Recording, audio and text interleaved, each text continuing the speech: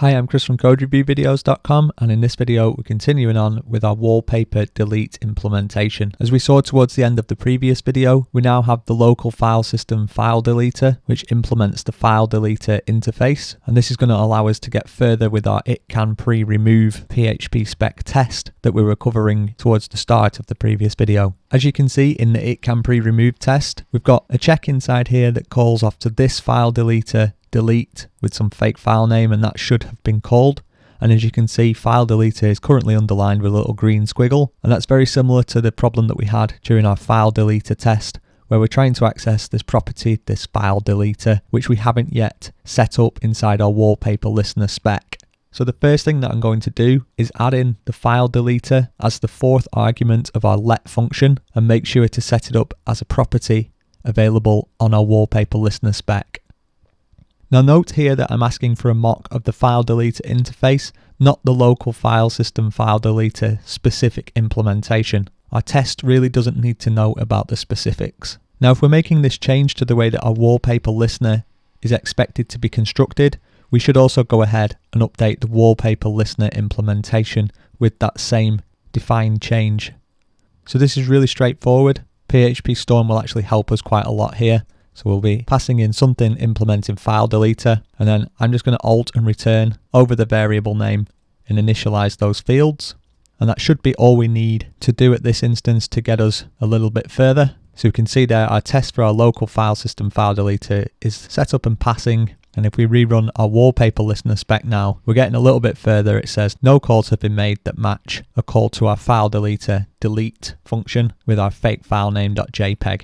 Okay, so that looks okay, and I've just remembered actually we need to update our service definition as well. So PHP Storm, if you've got the Symfony extension installed, will notice that we've not got that argument set up. So we'll need to pass in our local file system file deleter as our fourth argument. Very easily done that, and very difficult to write a test that catches that. Typically I find that catches me out at two places, either when I try and clear the cache just before I'm about to start development again, or worse, when I actually get into the development process and I get some error thrown up. It's a little bit easier to catch if you've got acceptance tests, but purely unit tests make this quite a difficult issue to catch. So if we jump into our wallpaper listener and we scroll down a little bit, we've got our pre-removed stub, but we don't yet have an implementation here. So again, rather than me sit here and do the implementation, it would probably make sense to borrow it from our existing implementation. So I'll see if I can get away with copying this out without getting them pluses in. Now it looks like I'm going to get the pluses. Let's just go to view and open that file up, go to raw, and then we'll just copy in the piece that we care about, which looks like it's here. Okay, and pop that in. Now let's try rerunning our tests, because we know that implementation is good. But we can see straight away that we hit up on an issue where it says set file must implement the interface of file interface, and null has been given. So this is something that's sort of carried over from the fact that we keep chopping and changing between tested and untested implementations. And if we look inside our entity for our wallpaper, we've got our file property, but our setter for our file expects a file interface only. And actually we can either accept the file interface or it can be nulled. So I'll just update this to reflect that. And that should be good. So let's try our test again.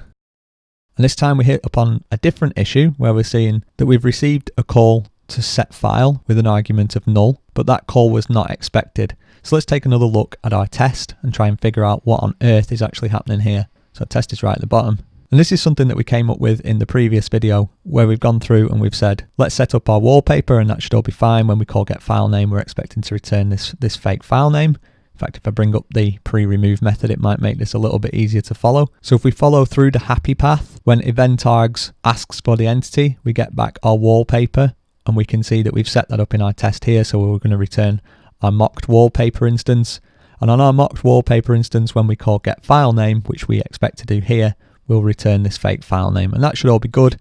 And that's how we can test that our file deleter delete should have been called with the expected argument. Where things get a little bit more tricky, however, is in this entity set file, which comes before all of that, and this is where our test is failing. And yet we are saying, after the fact, we expect a call to have been made to set file with an argument of null. So why isn't this working? Well, there's a real subtlety here with PhpSpec, and it comes to the difference between a mock and a spy. And you can only do one or the other in any particular test for a particular test double or as we've been calling them pretty much throughout this series, our mocks. In effect, when we're passing this through, this is a double, which is a concept that PhpSpec uses internally. And depending on whether we check stuff before our call or after our call, depends on whether we're working with a mock or a spy. And as I say, you can only use one of the two concepts in any particular test. So what we'd need to do here is either move the wallpaper setup down below, and in which case it would become a spy, or we can move this spy method here up, which would put it onto the mock. So there's a very subtle, strange little difference there, but what we're going to do is we're going to move this up. So we'll just pull that out, drop it in here, and all we need to do is, instead of using this past tense of should have been called, we'll just say should be called. So maybe I'll drop this down as well just to tidy this up and make it a little bit more readable.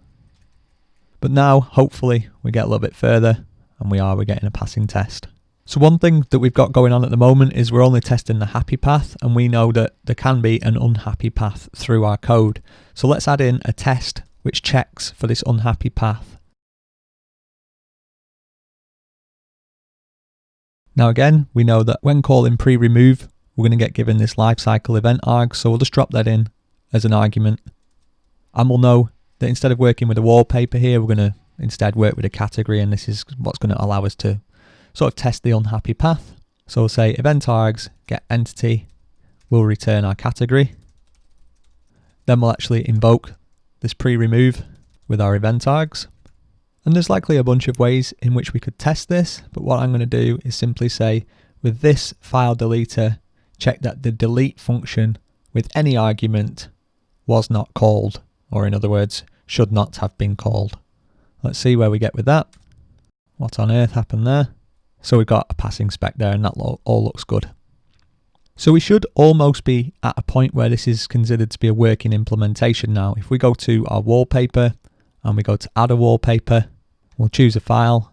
It's one from our desktop. We'll use Solana Beach, whack in any old nonsense as we know, and that looks good. And we'll check inside our project under the web images directory to make sure that that image is actually uploaded, which we know it is because we can actually see it. So yeah, anyway, it's there.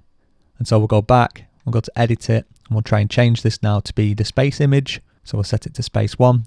Don't need to change anything, or at least we shouldn't do. And we can see that space 1 is now set as our image.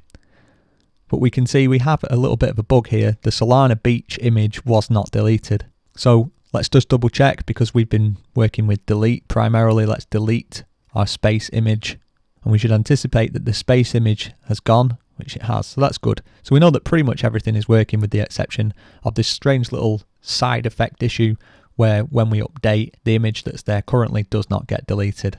So you might think it's strange that even though we've got all these tests, we're still getting bugs. Well, that's inevitable, almost. I'm not saying we're writing perfect software here. The aim of writing tests is really to give you the confidence to be able to change your software without breaking anything else. At least that's how I see it. So the solution that I'm going to go with, and this is perhaps a little bit naive, is to simply try and delete whatever image is uploaded whenever we do an update. So if we're in the update situation, then we know that there must be an image already there.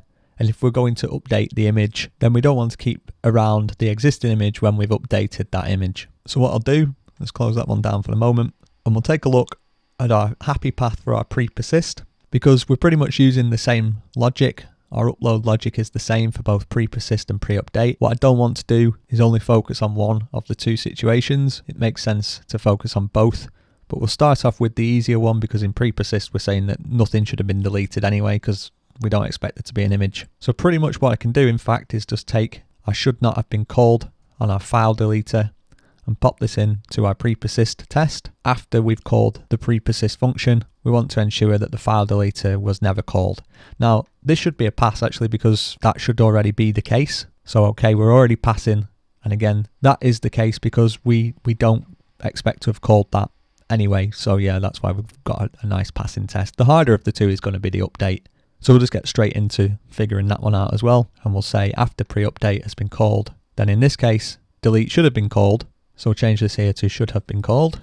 And rather than just accepting any argument here, it's better to be specific. So we already know that what the fake file name would be here, what we'd expect it to have been called with. So we'll use the fake file name and we'll see where we get with that test. So okay, we're saying no calls have been made that match a delete, and that's fine because we haven't implemented this logic at the moment, and if we had, then we wouldn't have this bug. So maybe what we could say here, let's get rid of that weird comment, is if we have a wallpaper existing, so we'll say if the entity get the file name is equal to null, or in fact if it's not equal to null, that would make a little bit more sense I suppose here, because we're checking if the file exists. So say if that file exists, then file deleter delete, we'll just make sure that we get our semicolon on, we'll say entity, just get the file name, and that in theory should do it. So let's give that a shot. Okay, so it's not passing, so it's saying no calls have been made that match delete, and our test is, or our implementation is basically if the entity get file name is not equal to null, and that's probably because right now our entity get file name is returning null because we've newed up a new wallpaper. So if we use wallpaper set the file name, we'll set it to something that's not null, maybe just use the fake file name again. Now does that work? Yeah, looks good. Okay, so just to clear off why that is, it's because previously when we were calling through that set file name, it wasn't set, so it was null, so this logic wasn't getting triggered. So let's just give this a shot through again. In fact, before we do, let's delete that existing image that we've got uploaded. Let's get rid of Solana Beach. Make sure that we're in a nice state to start with. So we'll add a wallpaper, and we'll add in space 1 this time. Whack in any old nonsense as our slug. That looks good. So we'll edit that, choose a file, swap it over to Solana Beach and save that. And this time everything's happened as expected, but we should anticipate that our space 1 image was deleted properly. So I'm not saying that we're working with an entirely bug-free implementation here. I'm saying that what's nice about this implementation is when we detect bugs, we can make changes to our code with that extra confidence because of our test suite. And with that in mind, it might be an idea just to run the entire test suite now and make sure that we're in a good state, which it looks like we are.